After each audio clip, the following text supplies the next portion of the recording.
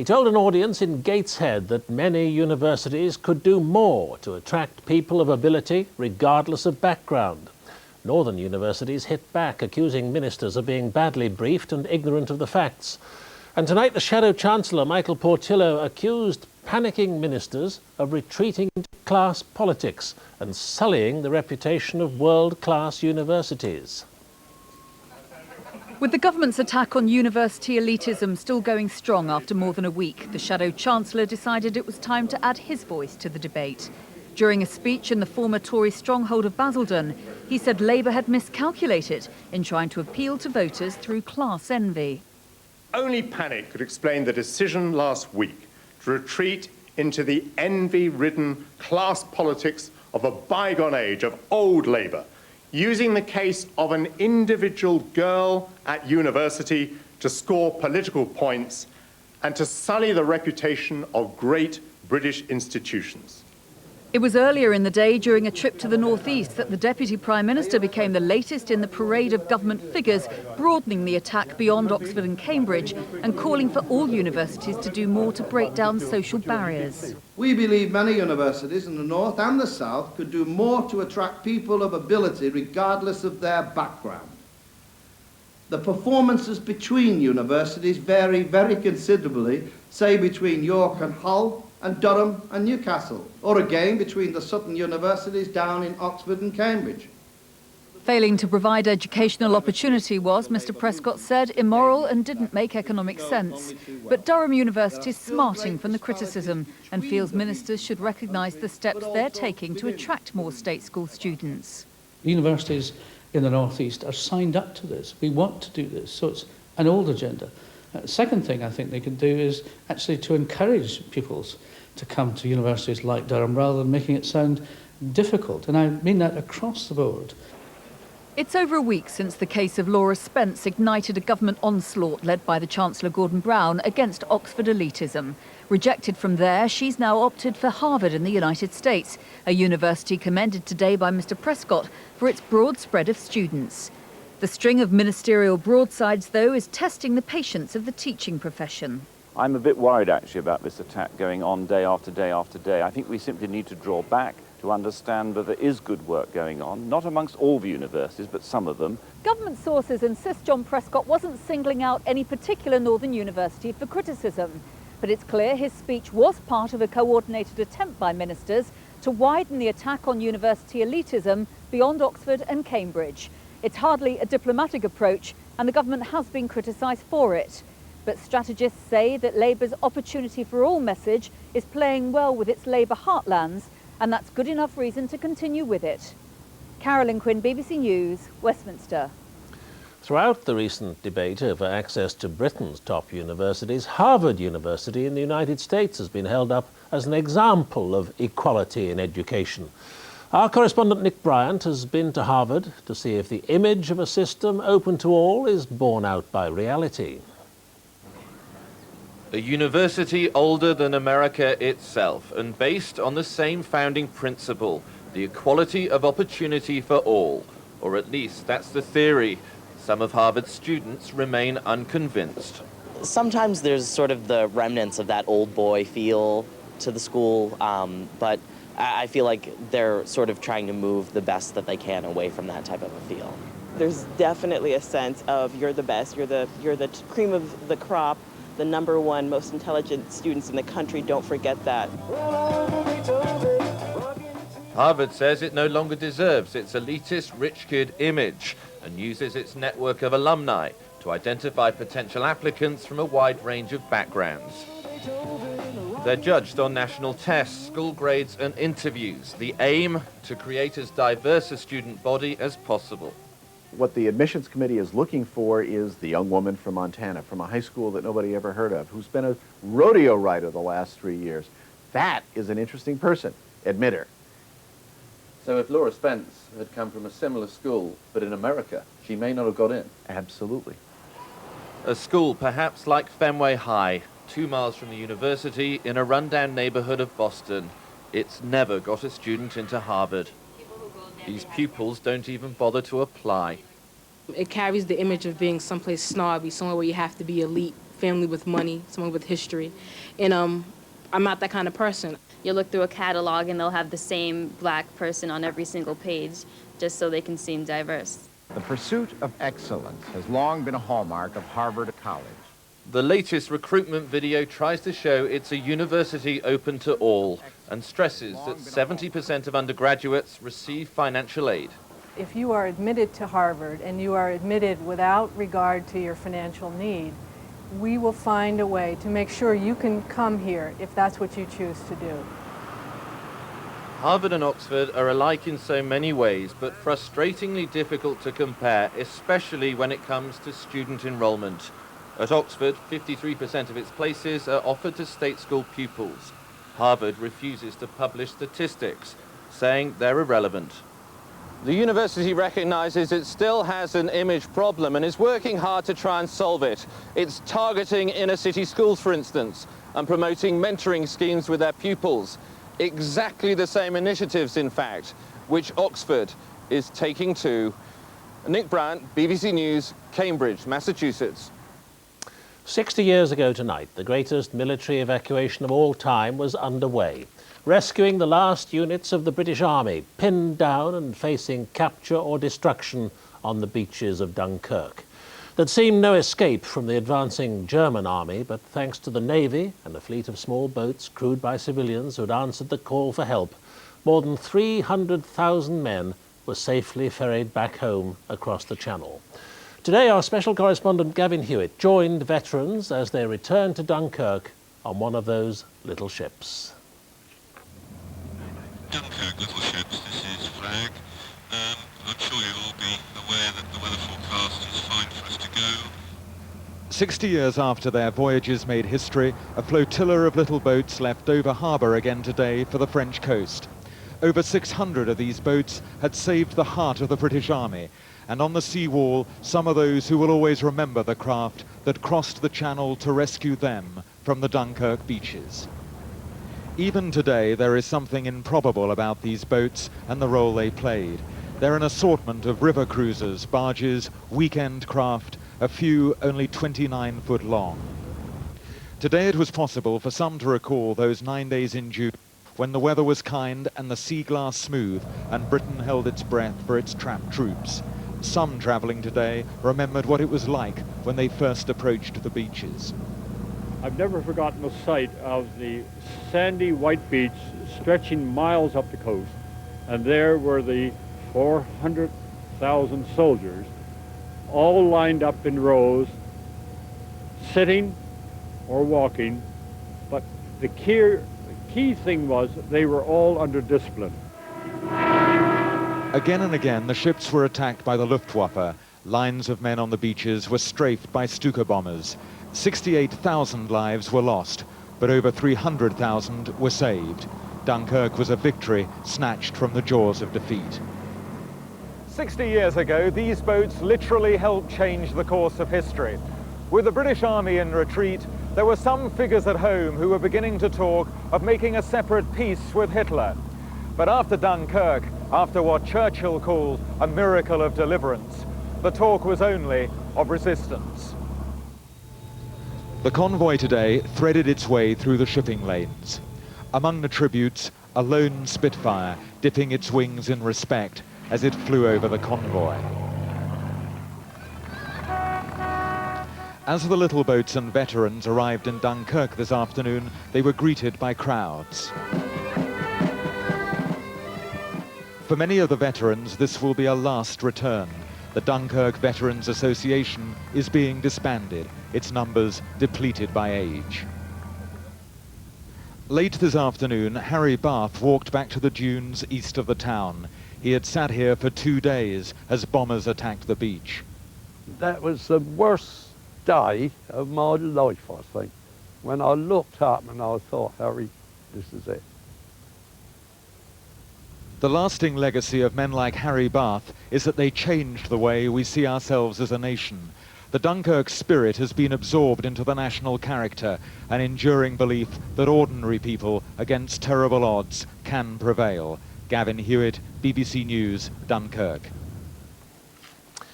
The jockey Frankie Dettori says he survived yesterday's plane crash at Newmarket Racecourse thanks to the bravery of the pilot who died in the accident.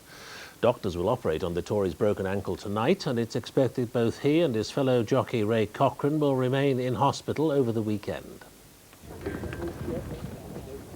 Frankie Dettori's wife Catherine and the couple's 8-month-old son Leo arrived at Addenbrooke's hospital today as doctors prepared to assess the jockey's condition. Dettori and Ray Cochrane are sharing a room at the hospital while they recover. Mrs. Dettori says Frankie simply can't believe he survived. Still in shock, really, I think. Still can't believe it, but just thankful he's alive. And has he told you how it happened? Well, I mean, he's not really sure. It's one of those things that, you know, I suppose it all happened so quickly, but I think the plane was sort of bouncing on the ground as they took off, and I think he thinks one of the propellers was caught on the edge as it was bouncing, so therefore when it took off it was tilting. The pilot was amazing, he said, and got them over the bank because there's a dike along there, and they just cleared that and then they went down, and they just thought for those last few seconds that was it. Did Ray try and get back in to rescue the pilot? Yeah, Ray was amazing. That's why he's got a burnt face. Obviously he got Frankie away from the aeroplane, and Frankie obviously couldn't move on his leg, and Ray went back to try and stop the flames, but they were just too strong. At the crash site in Newmarket, accident investigators have begun a detailed analysis of the wrecked Piper Seneca. One propeller was deeply embedded in the ground. The remains of the aircraft are being removed from the scene piece by piece. It's actually quite badly fragmented. It may appear to be in one piece, but with the fire consuming a lot of it as well, it's going to be quite difficult. It's going to need quite a lot of detailed examination. The pilot who died has been named as 52-year-old Patrick Mackey. Tonight, his family paid tribute to his expertise. All of us have flown with him before, and we know him to be extremely meticulous and at the highest level of whatever he does. Thank you. Sheikh Mohammed, owner of the horses that Dettori rides, spent an hour with his leading jockey this evening as doctors announced they'd be operating on Dettori's injured ankle.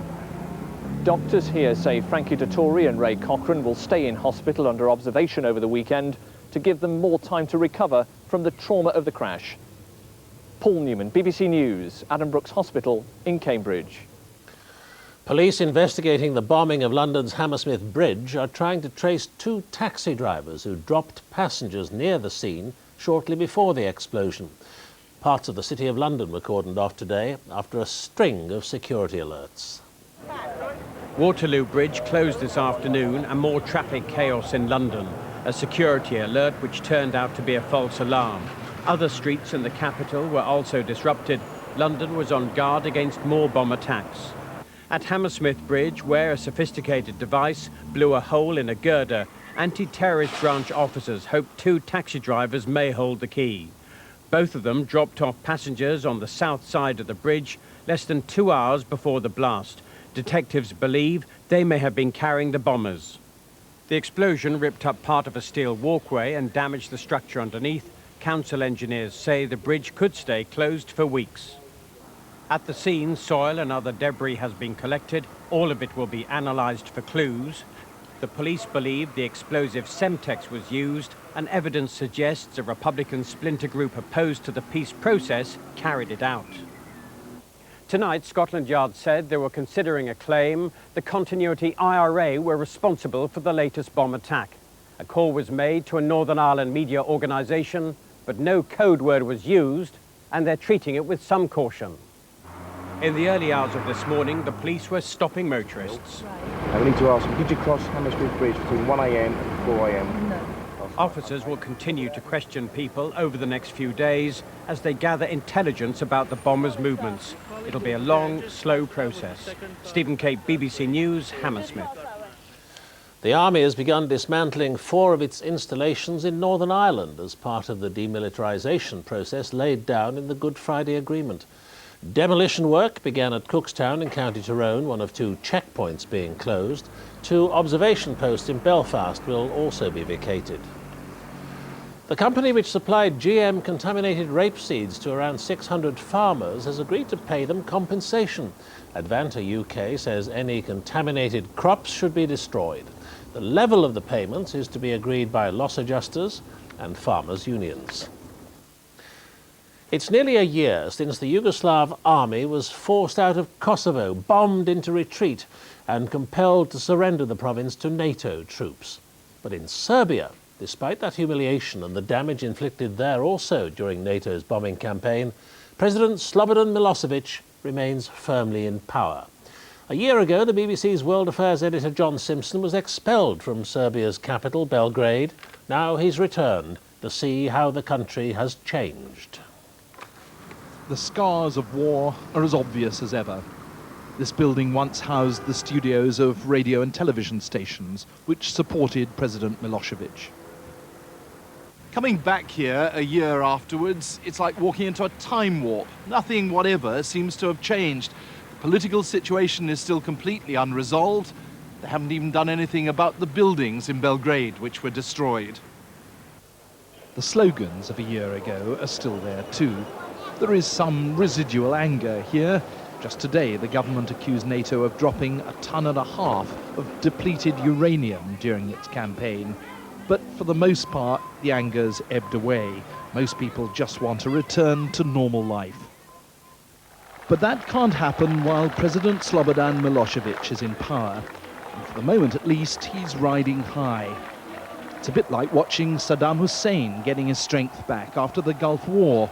And interestingly, the two countries now have quite close links. This week, President Milosevic opened a new rail bridge at the city of Novi Sad, replacing one that NATO bombed. In the carriage with him were his closest ministers, just about all of whom are liable to arrest outside this country. It's obvious why President Milosevic is still popular, as I presume, as he was when he was elected. From our perspective, he was defending the country. After all, President Milosevic didn't bomb Serbia. NATO did. But the real reason is the failure of the opposition. The leaders have little credibility. Huge numbers turned out for the demonstrations at first. Revolution seemed briefly to be in the air. Save Serbia and kill yourself, they chanted to President Milosevic. But the police cracked down hard and the opposition crumbled. At the last demonstration a week ago, only a few thousand bothered to turn up. Instead, though, the slogans of a new movement are appearing. Otpor, or resistance. It has no formal leadership, and its first members were mostly students, though it's spreading fast. They stage sudden, peaceful protests like this one to attract attention and spread the word. Our real aim is to lower the level of fear and to raise the level of hope. Because when the level of hope is higher than the level of fear, then we will see some serious changes here, including the change of the current regime.